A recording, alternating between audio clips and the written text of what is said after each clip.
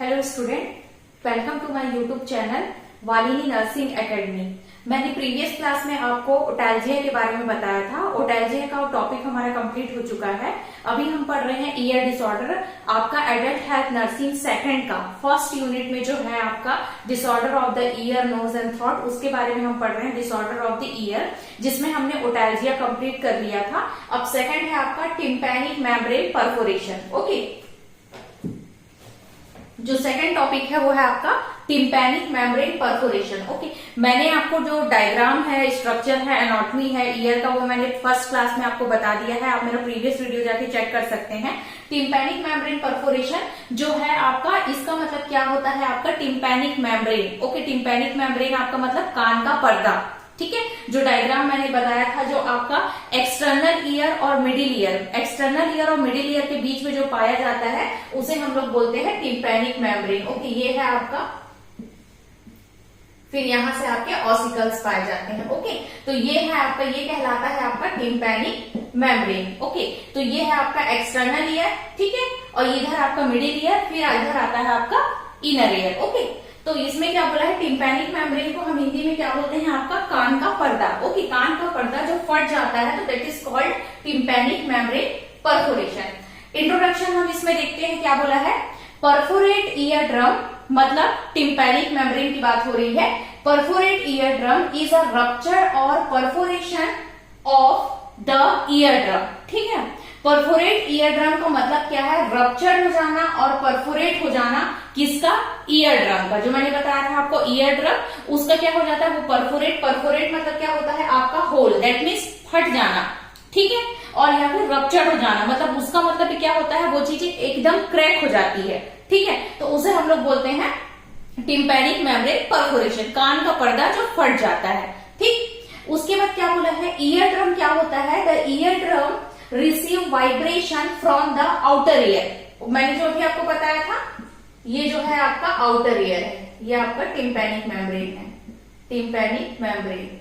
Okay, ये जो है आपका आउटर ईयर, आउटर ईयर। अब इसमें क्या बोला है आपका, जो ईयर ड्रम जो क्या होता है, receive vibration from the outer ear and transmit to the small hearing bone ossicles of the middle ear. इसके बाद जो आता है वो आपका क्या आता है, मिडिल ईयर, जहां पे क्या होता है स्मॉल ऑसिकल्स पाए जाते हैं। ठीक है, जो आपका मिस बोन के नाम से जानते हैं, जिसे हम लोग बोलते हैं मैलियस, स्टेपस और इनकस। ठीक है, मैलियस, इनकस और स्टेपस। ओके, ये 3 बोन होते हैं जो स्मॉल साइज के बोन होते हैं। ठीक है, वहां पे ये क्या करता है, जो आउटर ईयर से, जो मतलब ईयर ड्रम क्या करता है, वाइब्रेशन रिसीव करता है आउटर ईयर से। ठीक है, आउटर ईयर से साउंड वेव वाइब्रेशन वो रिसीव करता है। रिसीव करने के बाद वो टिम्पैनिक मेम्ब्रेन में जाता है, और टिम्पैनिक मेम्ब्रेन में ये जो वाइब्रेशन है फिर कहाँ जाता है, वो मिडिल ईयर में जाता है। मिडिल ईयर में जो आपके ऑसिकल्स पाए जाते हैं, मिड्स बोन पाए जाते हैं, वहां पे जाता है। फिर वहां से वो वाइब्रेशन आपके इनर एयर में जाता है। ओके, फिर इनर एयर में वो जो वाइब्रेशन है वो क्या होता है, आपके 8th क्रेनियल नर्व में जाता है, और फिर वो वाइब्रेशन साउंड वेव में कन्वर्ट हो जाता है, जिससे हमको हियरिंग होती है, हमको जो साउंड वेव है वो सुनाई देता है। ओके, तो यहाँ पे क्या बोला है, जो ईयर ड्रम क्या होता है, वाइब्रेशन रिसीव करता है आउटर ईयर से, और फिर उस वाइब्रेशन को ट्रांसमिट करता है small ossicles of the bone of the middle year. Middle ear में वो क्या करता है, ट्रांसमिट करता है। ओके, ये आपका ईयर ड्रम का मेन काम होता है। उसके बाद आपका क्या बोला है, टाइप्स। यहां तक आपको क्लियर हुआ, ये था आपका इंट्रोडक्शन। फिर आता है नेक्स्ट आपका होता है टाइप्स। टाइप्स में आता है 2 टाइप के ईयर ड्रम, 2 टाइप के आपके परफोरेशन होते हैं ईयर ड्रम परफोरेशन में।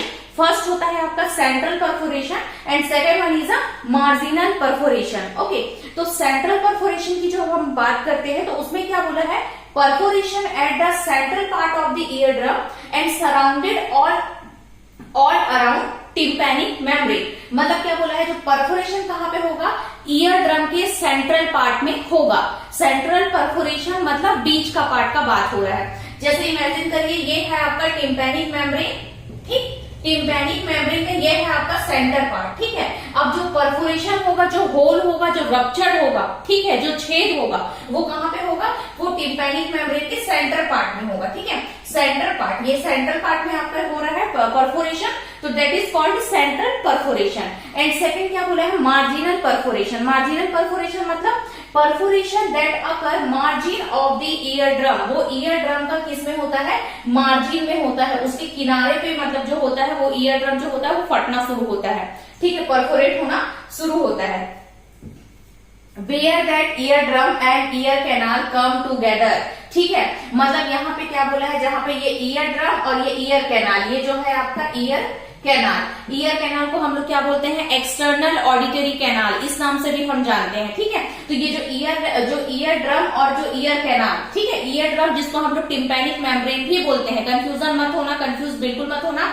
ईयर ड्रम को हम लोग टिम्पैनिक मेम्ब्रेन बोलते हैं, ईयर कैनाल को हम लोग एक्सटर्नल ऑडिटरी कैनाल के नाम से भी जानते हैं, ठीक है। तो यहाँ पे वही बोल रहा है, जहां पे where that ear drum and ear canal come together, जहां पे साथ में मिलते हैं, जो ईयर ड्रम और ईयर कैनाल दोनों जहां पे साथ में मिलते हैं, उस जगह की मार्जिन लाइन, यहाँ पे जो आपका टिम्पैनिक मेम्ब्रेन है, इस जगह की मार्जिन लाइन परफोरेट हो जाती है, वो वहां पे कान का पर्दा फट जाता है, ठीक है, तो उसे बोलते हैं मार्जिनल परफोरेशन। ओके, तो जैसे क्या हुआ, ये हमारा आउटर एयर है, जो विजिबल पार्ट है that is called outer air, ठीक है। आउटर एयर से जब हमारा सीधा ये जो जाता है वो क्या होता है, external auditory canal, that means ear canal, ठीक है। वहां से उसके बाद सबसे पहला पार्ट क्या आता है, आपका कान का पर्दा, टिम्पैनिक मेम्ब्रेन। अब यहाँ से कोई शार्प इंसिजन हो गया है या फिर कहीं चोट लग गई है या इंजरी हो गई, कुछ भी रीजन से अगर सामने से अगर पर्दा फट रहा है तो वो कहाँ पे पर्दा फटेगा, मार्जिन परफोरेशन, मतलब मार्जिन में, कान का किनारे का पर्दा फटेगा, जो कहाँ पे, ईयर कैनाल और टिम्पैनिक मेम्ब्रेन के बीच में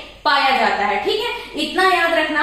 सेंट्रल परफोरेशन मतलब जो ईयर ड्रम परफोरेट हो रहा है वो सेंट्रल पार्ट में हो रहा है, और मार्जिनल परफोरेशन मतलब जो ईयर ड्रम परफोरेट हो रहा है, कान की झिल्ली जो फट रही है, वो मार्जिन मतलब किनारे एरिया पे फट रही है, जहां पे ईयर कैनाल और ईयर ड्रम साथ में आके मिलते हैं। ओके, नेक्स्ट जो है वो क्या है आपका, इडियोलॉजी, मतलब इसके क्या क्या कारण है, इसके क्या क्या कॉजेस देखे गए हैं। तो उसमें आता है सबसे पहले लाउड साउंड, ठीक है, कभी कभी होता है ना, डीजे बजता है, म्यूजिक बजता है, बहुत ज्यादा लाउड साउंड होता है, तो जो हमारी जो वाइब्रेशन है, ऑब्वियसली बात है, बाहर का साउंड वेव ऐसा वाइब्रेट फॉर्म में हमारे ईयर कैनाल के थ्रू वो आपके मिडिल ईयर में जाता है, तो इस चीज को क्या करता है, आपका टिम्पैनिक मेम्ब्रेन उस वाइब्रेशन को पास करने का काम करता है। अब जब बहुत ज्यादा लाउड साउंड होगा तो क्या होगा, वो जो वाइब्रेशन है वो बहुत ज्यादा तेज होगा, उस वाइब्रेशन का जो मोड होगा वो बहुत ज्यादा तेज होगा, तो उस कंडीशन में क्या हो सकता है, मेम्ब्रेन जो हो सकता है वो क्या होगा, परफोरेट हो सकता है, फट सकता है। सेकेंड जो बोला है स्विमिंग, कभी कभी क्या होता है, कान में पानी चला जाता है, ये आप जानते होंगे, तो कभी कभी क्या होता है, कान में अगर बहुत ज्यादा पानी चला जाता है तो अब क्या होता है, वो जो झिल्ली होती है वो क्या होती है, मेम्ब्रेन बहुत ज्यादा पतली होती है, तो उस कंडीशन में भी क्या हो सकता है, परफोरेट हो सकता है, ईयर ड्रम मतलब फट सकता है। नेक्स्ट जो क्या बोला है आपका, एक्सप्लोजिव इंजरी, अगर बहुत ज्यादा सीवियर इंजरी हो चुकी है, जो दिखने वाली इंजरी है, ठीक है, एक्सप्लोजिव है, मतलब यहां से आपका हो सकता है कान जो है वो फट चुका है, उस कंडीशन में क्या हो गया, अगर सामने से कुछ चीजें फट गई है और वहां पे अगर कोई चीजें इंसर्ट हो गई है, तब क्या हो सकता है, आपका परफोरेट हो सकता है ईयर ड्रम।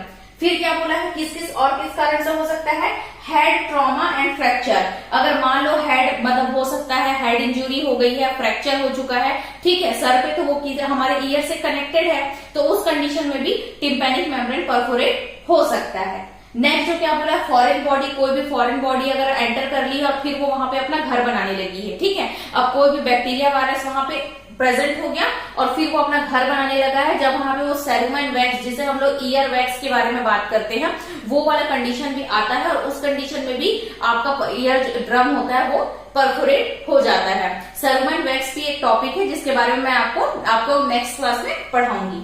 फिर आता है आपका डिजीज इन्फेक्शन, किसी डिजीज से इन्फेक्शन हो गया है, वहां पे बैक्टीरिया वायरस फंगाई अपना ग्रोथ करने लग गया है, तो उस कंडीशन में भी ईयर ड्रम फट सकता है। ओके, तो ये था आपका इडियोलॉजी। यहाँ पे आपका इंट्रोडक्शन में हमने क्या देखा, जो ईयर ड्रम परफोरेशन मतलब क्या होता है, कान का पर्दा फट जाना, टिम्पैनिक मेम्ब्रेन रप्चर हो जाता है या फिर परफोरेट हो जाता है, तो that is called ear drum perforation. Ear drum का काम क्या होता है, ईयर ड्रम रिसीव करता है वाइब्रेशन को फ्रॉम द आउटर ईयर, और वो फिर ट्रांसमिट करता है उस वाइब्रेशन को कहाँ पे, आपके हियरिंग बोन में, जो बोन हियरिंग होता है, जैसे जो हियरिंग के लिए रिस्पॉन्सिबल होता है आपका मिडिल ईयर, ठीक है, जहां पे ऑसिकल्स पाए जाते हैं, 3 टाइप के बोन पाए जाते हैं, मैलियस, इनकस और स्टेपस, ठीक है, वहां पे वो ट्रांसमिट करता है, फिर वो मिडिल ईयर आपके इनर ईयर में ट्रांसमिट करता है, ठीक है, इस वाइब्रेशन को।